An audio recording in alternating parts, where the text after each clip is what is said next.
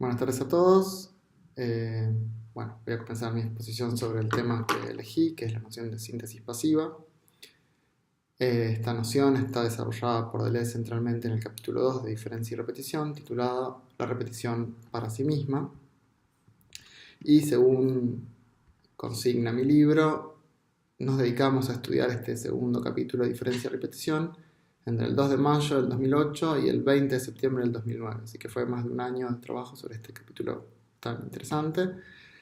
Y mi propuesta de lectura es sostener que la noción de síntesis pasiva está asociada a la teoría de la subjetividad que Deleuze propone en Diferencia y Repetición. Así que una pregunta que nos podemos hacer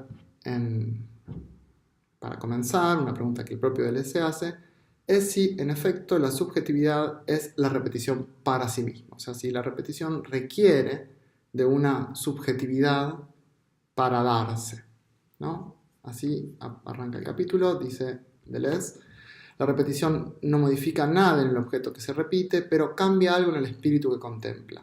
¿Ese es el para sí de la repetición, como una subjetividad originaria que debe entrar necesariamente en su constitución?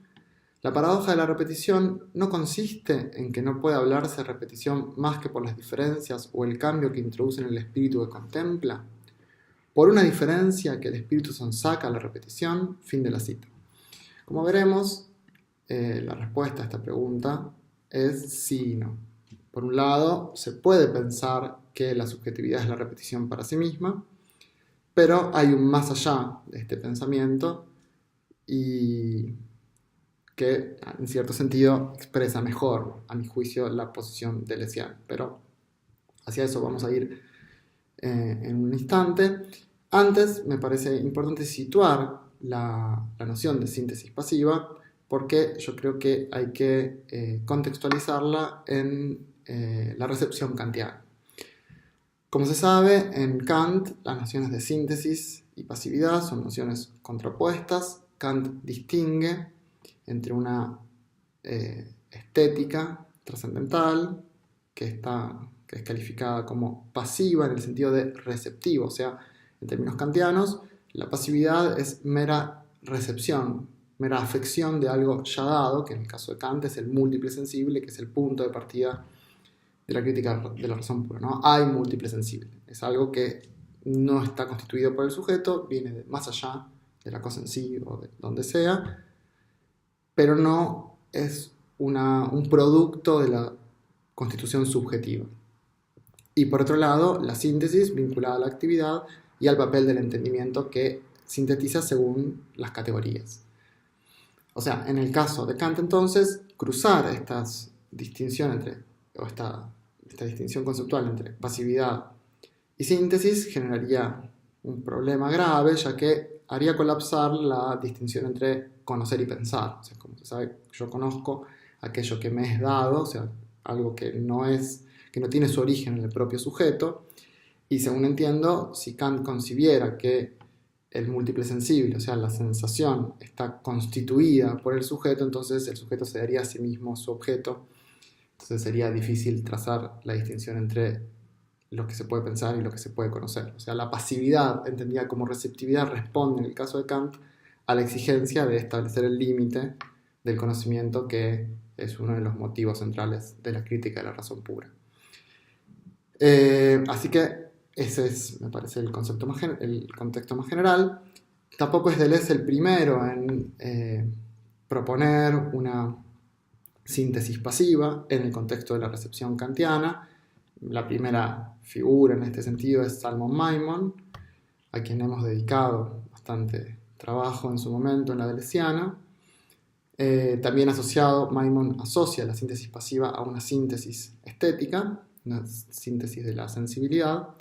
Y en el contexto fenomenológico, bueno, Edmund Husserl hace lo propio, Merleau-Ponty también habla de síntesis pasiva, pero en el caso de Kant, en el caso de Deleuze, es por supuesto una apropiación novedosa y independiente de estos antecedentes, sino que sigue su propio curso. Pero, ¿en qué punto la recepción kantiana está funcionando como una base para la teoría de la subjetividad que nos propone Deleuze?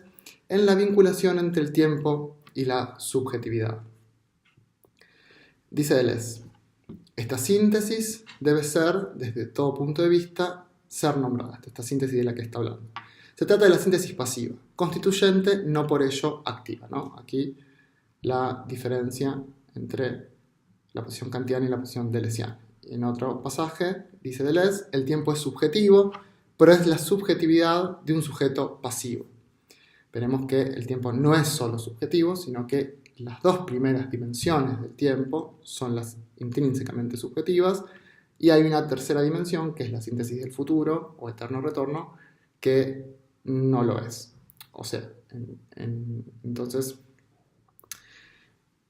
pasemos sí ahora a las dimensiones de la temporalidad. O sea, el tiempo es una dimensión subjetiva, y en este sentido uno también podría vincular esta idea con el kantismo. La subjetividad se organiza temporalmente. Esto es algo que a Deleuze le interesa destacar de Kant, aunque es cierto también que la dimensión última, trascendental de la subjetividad en el caso de Kant no es temporal, porque la percepción trascendental no podría serlo, porque si fuera temporal sería un fenómeno, ese es el sujeto empírico.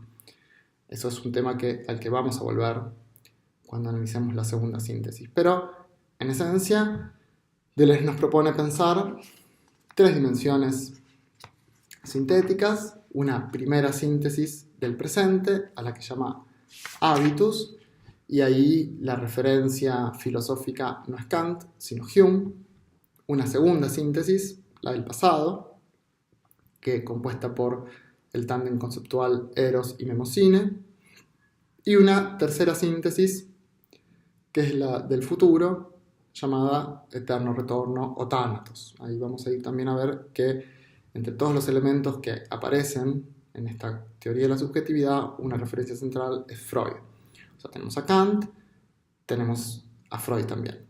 ¿Por qué? Porque tal como Deleuze está presentando esta teoría de la subjetividad pasiva, su tema no va a ser desarrollar los niveles superiores de la subjetividad, o sea, no le interesa desarrollar el entendimiento, la imaginación como ejercicio voluntario, la memoria como ejercicio voluntario, sino la condición de posibilidad de esas dimensiones superiores activas de la subjetividad.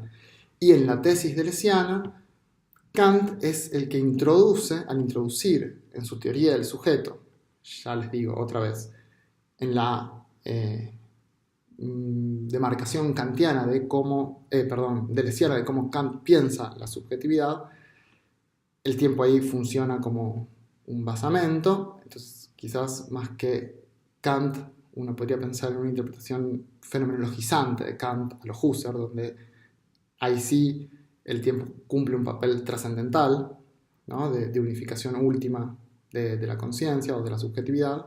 Bueno, como les decía, en términos deleuzianos, al introducir el tiempo como este basamento de la subjetividad, lo que hace Kant es escindir la subjetividad en dos partes irreconciliables en cierto punto, en otro punto no, pero establece una ayancia entre actividad y pasividad.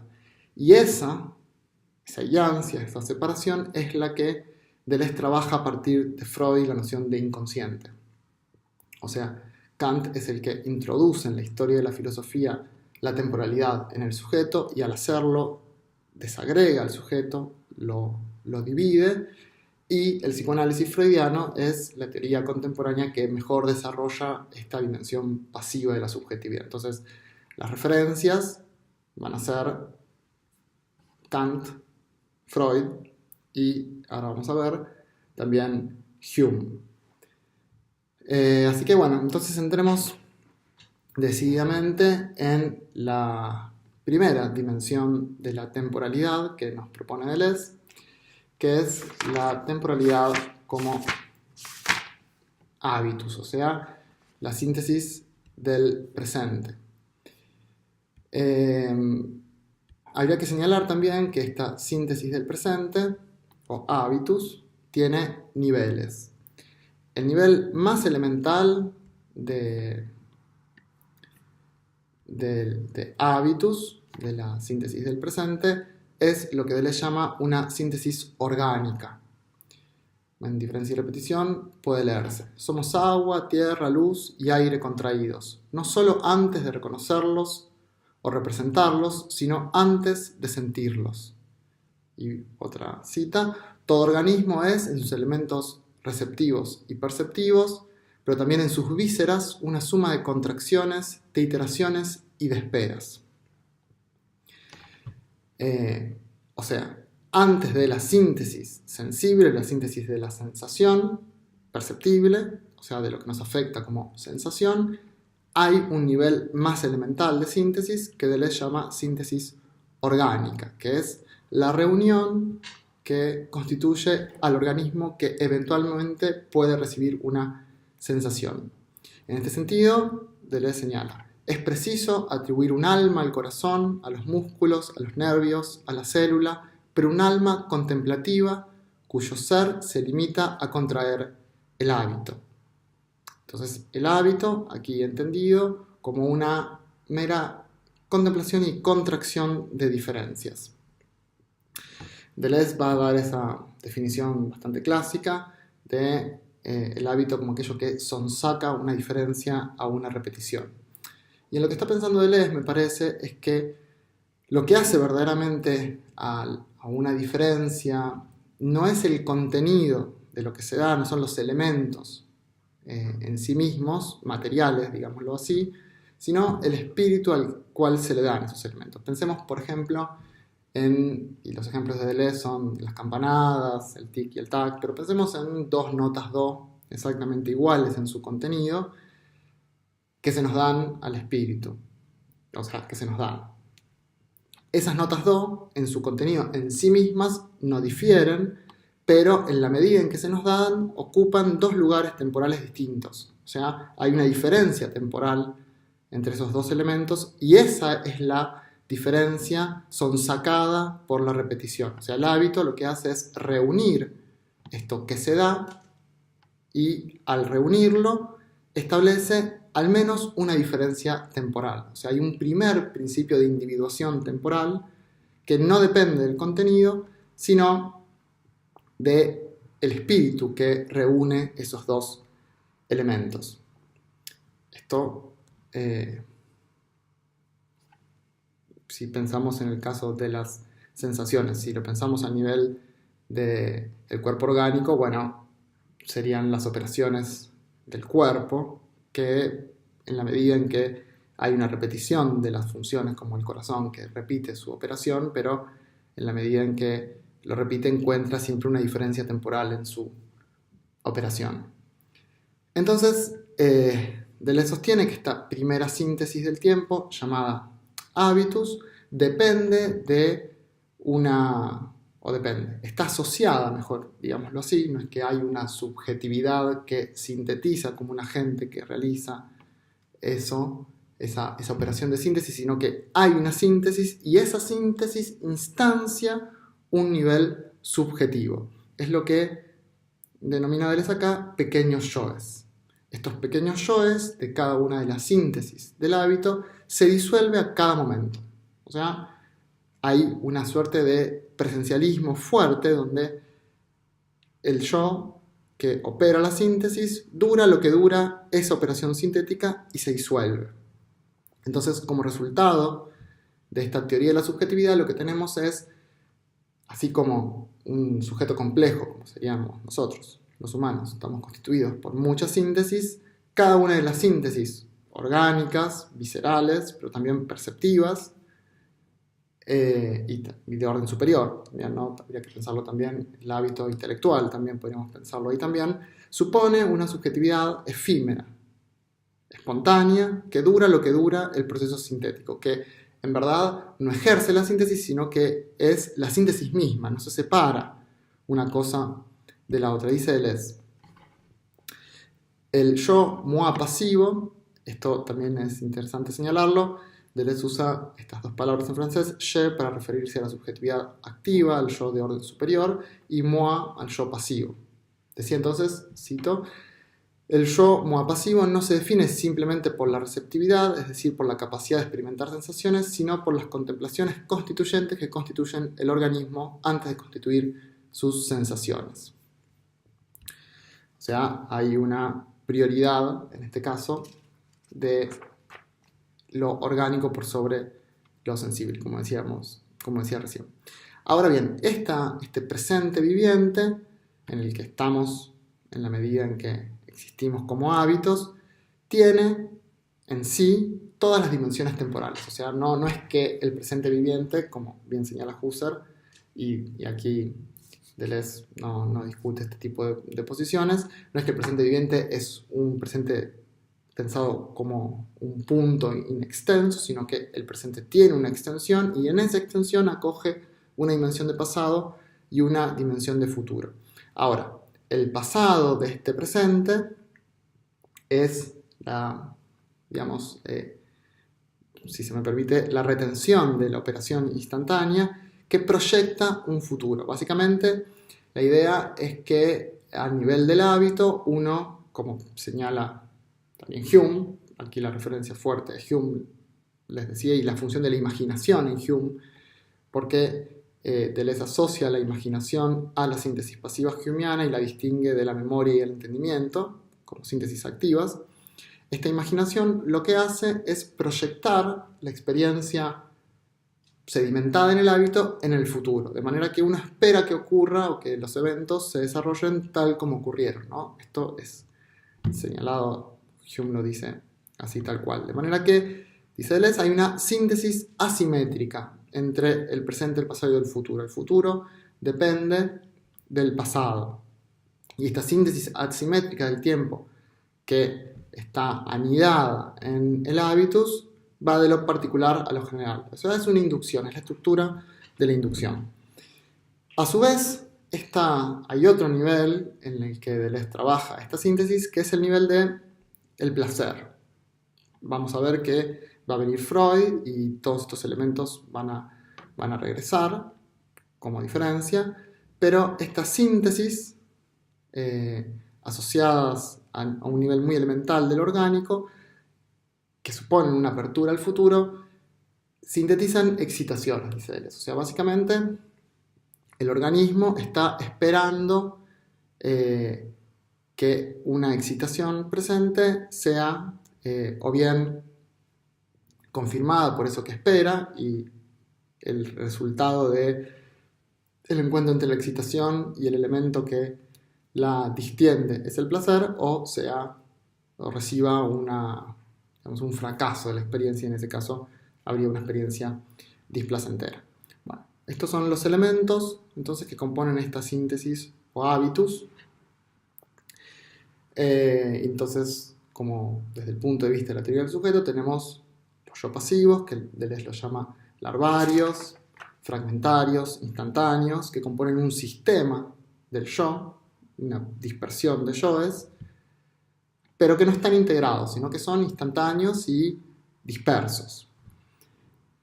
El segundo nivel sintético es el que Deleuze llama memosinio o síntesis del pasado, y se presenta como el fundamento de esta primera síntesis. O sea, si el hábitus es la fundación, va a decir Deleuze, de la síntesis temporal, es el comienzo empírico, Deleuze insiste en el carácter empírico de este hábito. Yo le daría, personalmente me parece que hay una función trascendental acá en juego, pero Deleuze insiste en que es empírico y me parece que ahí está el substrato humeano operando. ¿Qué sucede? Si solo nos atenemos a un presente momentáneo, que si bien es distendido y tiene otras dimensiones temporales, es momentáneo y pasajero y dura lo que dura ese instante, Deleuze habla de una extensión variable del presente viviente asociado a los distintos tipos de organismos. ¿Qué sucedería si solo tuviéramos eso? Bueno, el presente no podría pasar porque no habría un encadenamiento que permitiera el pasaje. Este encadenamiento entre las dimensiones temporales es lo que viene a explicar la segunda síntesis del tiempo llamada memosine, en verdad, no. Dice Deleuze, en tanto que la síntesis del hábito constituye el presente vivo en el tiempo y hace del pasado y el futuro dos elementos asimétricos de este presente, La síntesis pasiva de la memoria constituye el pasado puro en el tiempo y hace del antiguo presente y del actual los dos elementos asimétricos de este pasado como tal. Y en otra cita, si el pasado esperase un nuevo presente para constituirse como pasado, el antiguo presente no podría pasar nunca ni el nuevo llegar. O sea, es necesario que haya una síntesis de los pasados para que el tiempo pase. Ahora, si esa síntesis fuera empírica, y aquí creo que está el juego entre llamar empírica a la primera y trascendental a esta segunda, si esa síntesis fuera empírica, entonces realmente no podría tener lugar. Es necesario que el pasado, en cierto sentido, sea simultáneo con el presente para que el presente pueda pasar. Y en ese sentido, la síntesis del pasado, Mnemosine, es trascendental, o sea, nos presenta un pasado puro que no depende del hecho de tener una experiencia en el presente, sino que es condición de que esa experiencia presente pase. Entre las tres dimensiones temporales lo que vamos a encontrar es esta relación, digamos, dialéctica. Cada uno presupone a la que sigue, o sea, no sería pensable la síntesis del pasado sin un hábitus, pero a la vez, cuando pensamos fuertemente que supone el hábitus, bueno, debemos darle cuenta de un segundo nivel sintético. Entonces, ahí el tema es la paradoja de la coexistencia entre el presente y el pasado. Y en este contexto aparece el trabajo más fuerte, a mi juicio, positivo sobre Kant, o sea, la recepción más fuerte de Kant y la distinción entre el cogito kantiano y la filosofía trascendental, o sea, entre el cogito cartesiano y el cogito kantiano. Puede leerse.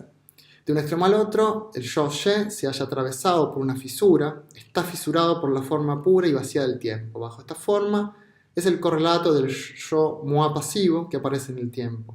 Una falla o fisura en el yo, una pasividad en el yo, en el moi, y el yo-ye fisurado constituye el descubrimiento de lo trascendental o el elemento de la revolución copernicana. O sea, lo que Deleuze destaca fuertemente de Kant es esta yancia que establece el tiempo al nivel de la subjetividad.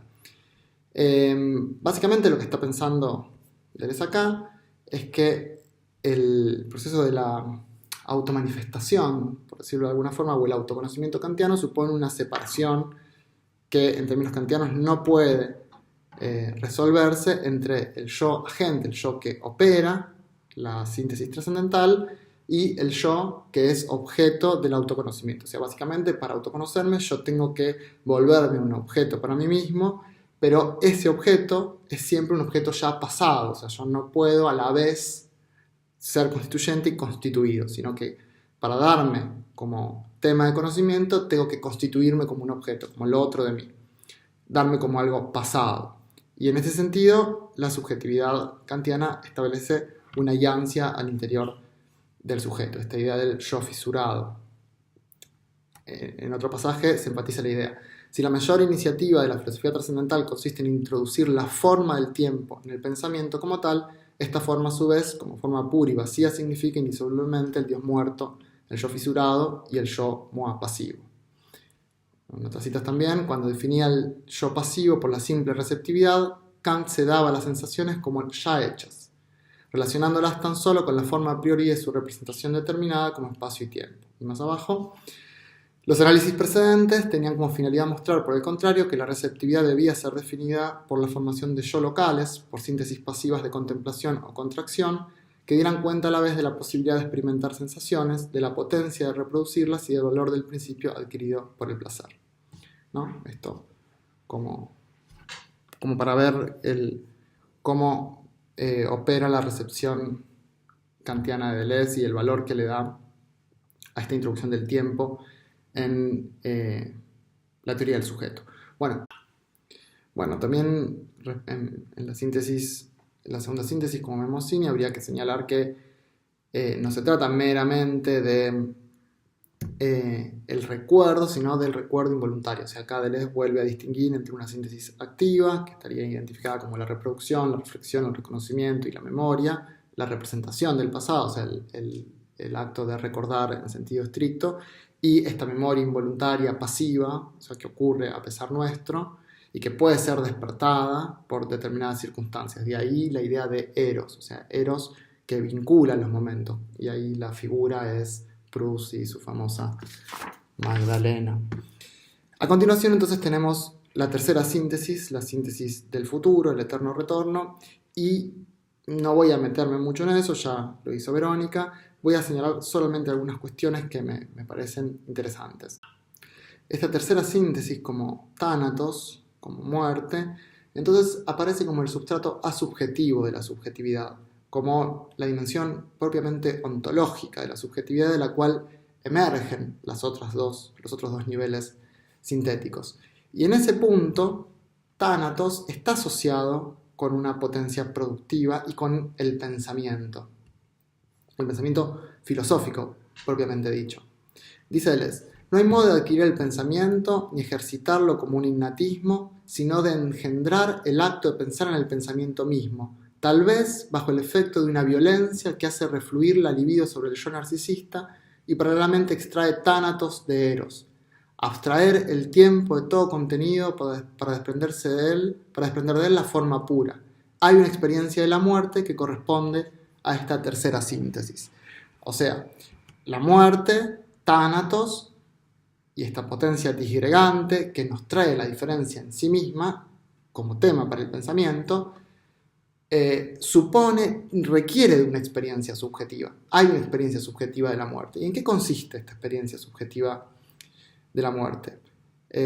Más adelante, en el capítulo 5, Deleuze dice: captar la intensidad independientemente de la extensión o antes de la cualidad en la que se desarrolla, ese es el objetivo de una distorsión de los sentidos.